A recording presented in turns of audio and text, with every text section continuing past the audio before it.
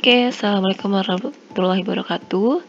Kali ini saya akan menjelaskan tentang uji hipotesis, tapi yang pengertian, tujuan, ciri-ciri, dan jenisnya terlebih dahulu, belum masuk ke perhitungannya. Nah, pengertian uji hipotesis ada beberapa ya. Pertama, sebuah proses untuk melakukan evaluasi kekuatan bukti dari sampel dan memberikan dasar untuk membuat keputusan terkait dengan populasinya. Yang kedua, cabang ilmu statistika inferensial yang dipergunakan untuk menguji kebenaran suatu pernyataan secara statistik dan menarik kesimpulan apakah menerima atau menolak pernyataan tersebut. Yang ketiga, metode pembuktian empiris untuk mengkonfirmasi atau menolak sebuah opini ataupun asumsi dengan menggunakan data sampel. Tujuan dari uji hipotesis yang pertama, untuk memutuskan apakah hipotesis yang diuji ditolak atau diterima. Yang kedua, untuk menarik kesimpulan mengenai suatu populasi berdasarkan data yang diperoleh dari sampel populasi tersebut. Yang ketiga, dapat diberikan kepercayaan diri dalam pengambilan keputusan yang bersifat objektif. Sebelum memahami mengenai uji hipotesis, kita bahas dulu mengenai hipotesis itu sendiri.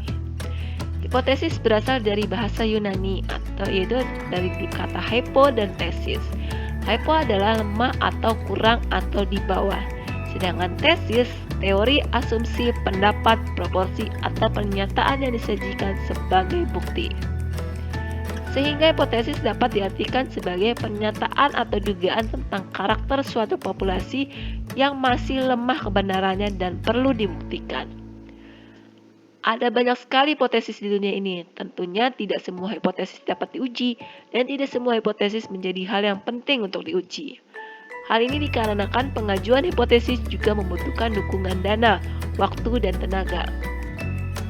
Ciri-ciri hipotesis yang baik adalah, yang pertama, hipotesis harus menyatakan hubungan antar variabel, hipotesis harus sesuai dengan kaidah ilmu pengetahuan, hipotesis harus sesuai dengan fakta, hipotesis harus dapat diuji, hipotesis harus sederhana, dan hipotesis harus menerangkan fakta atau fenomena. Kenapa sih uji hipotesis itu penting? Uji hipotesis adalah salah satu uji yang sangat penting dalam proses statistik. Ada beberapa alasan kenapa uji ini diperlukan. Pertama, untuk menguji apakah data yang kita gunakan cukup untuk menggambarkan populasi. Yang kedua, metode empiris untuk membuktikan hipotesis yang kita percaya. Nah, jenis hipotesis secara umum ada dua nih. Ada hipotesis nol atau yang kita biasa sebut H0, dan ada hipotesis alternatif H1. Untuk hipotesis H0, hipotesis 0, pernyataan atau dugaan yang masih perlu dibuktikan kebenarannya. Tidak ada perbedaan antara data populasi dan data sampel. Hipotesis yang dirumuskan dengan harapan ditolak saat dilakukan uji hipotesis. Sedangkan hipotesis alternatif, jika hipotesis 0 ditolak berakibat menerima suatu hipotesis yang lain, yaitu hipotesis alternatif. Jadi hipotesis 0 ditolak, hipotesis alternatifnya diterima. Ada perbedaan antara data populasi dan data sampel. Hipotesis yang dirumuskan dengan harapan akan diterima kebenarannya. Contoh 1, sebuah pabrik memproduksi bohlam menyatakan bahwa umur rata-rata bohlam yang diproduksi adalah 800 jam. Maka ditulis H0-nya mu sama dengan 800, tapi H1-nya tidak sama dengan 800 jam. Yang kedua, sebelum tahun 1993, pembuatan KRS mahasiswa Universitas GD dilakukan dengan pengisian formulir secara manual. Rata-rata waktu pembuatan KRS dengan sistem manual yaitu 50 menit. Pada tahun 1993, PSA Universitas GD memperkenalkan sistem pembuatan KRS online. Jika ingin dibuktikan bahwa rata-rata waktu pembuatan KRS dengan sistem online akan lebih cepat dibanding dengan sistem yang lama, maka hipotesis awal dan alternatifnya yang pertama, H0-nya mu sama dengan 50 menit. Itu sistem baru akan sama dengan sistem lama. Untuk H1-nya, mu kurang dari 50 menit. Jadi sistem baru lebih cepat, atau pakai sama dengan dan tidak sama dengan. Tuh.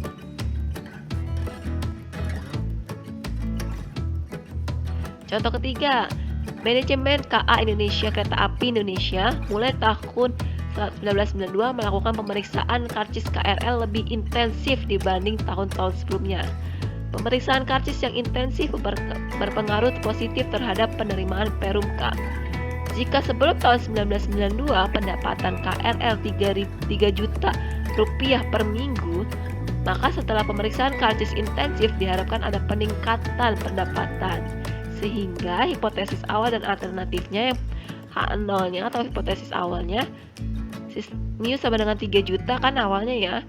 Diharapkan ketika sudah ada secara intensif dia akan lebih dari 3 juta gitu. Jadi sistem baru tidak sama dengan sistem berbeda yang K1-nya sistem baru menyebabkan penerimaan lebih besar dibandingkan dengan sistem lama atau menggunakan tanda sama dengan tidak sama dengan.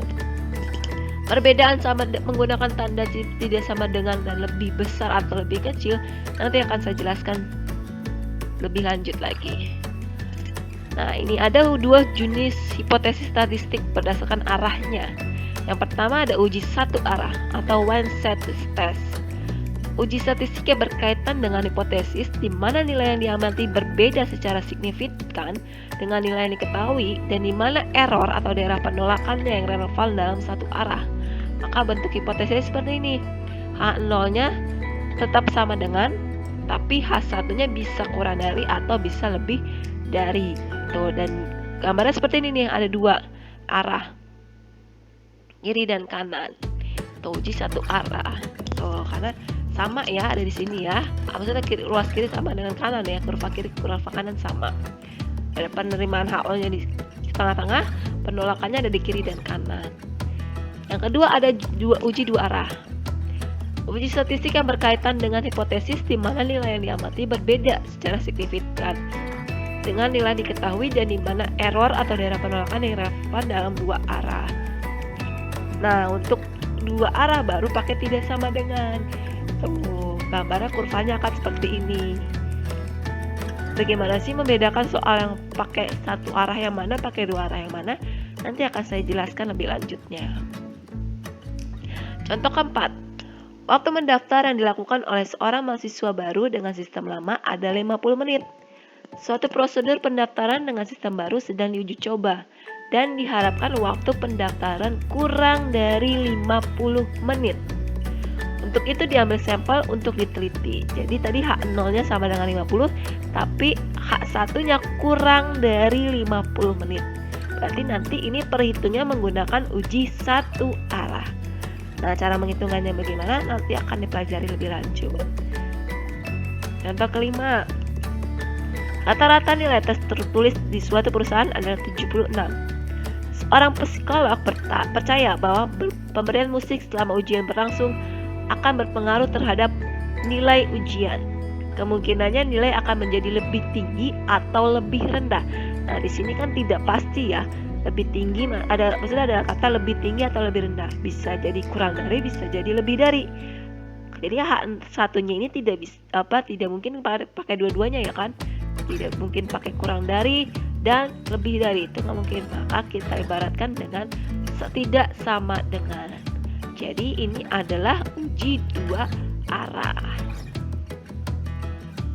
Contoh ke-6, suatu komunitas dokter bersalin meyakini pemberian vitamin pada ibu hamil mampu meningkatkan berat badan bayi saat lahir. Rata-rata berat badan bayi saat lahir adalah 3,2. Jadi awalnya 3,2. Setelah diberi vitamin, dokter meyakini akan meningkat, berarti lebih dari 3,2.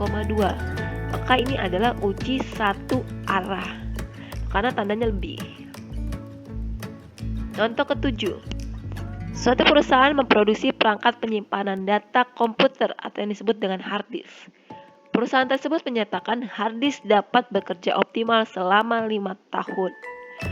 Berarti mu-nya sama dengan 5 dan yang kedua tidak sama dengan 5 karena di sini tidak dijelaskan lebih dari 5 tahun atau kurang dari 5 tahun. Jadi tidak sama dengan 5 ya, bisa lebih bisa kurang gitu loh. Maka ini karena tandanya tidak sama dengan, jadi ini adalah uji dua arah. Contoh ke-8, dari 1000 unit produk yang dihasilkan dengan mesin A, terdapat 15 unit produk cacat. Dengan menggunakan mesin B, seorang teknisi yakin mampu mengurangi kegagalan produksi tersebut. berarti yang cacatnya bisa berkurang, bisa kurang dari 15 kalau menggunakan mesin B. Maka ini uji satu arah. Suara saya gak bintang ya, maaf ya. Oke, terima kasih sudah menyaksikan saya materi uji hipotesis part pertama ya, hanya bagian pengertian jenis-jenisnya. Untuk perhitungan uji hipotesisnya akan saya lanjutkan di video saya uji hipotesis yang kedua. Terima kasih. Assalamualaikum warahmatullahi wabarakatuh.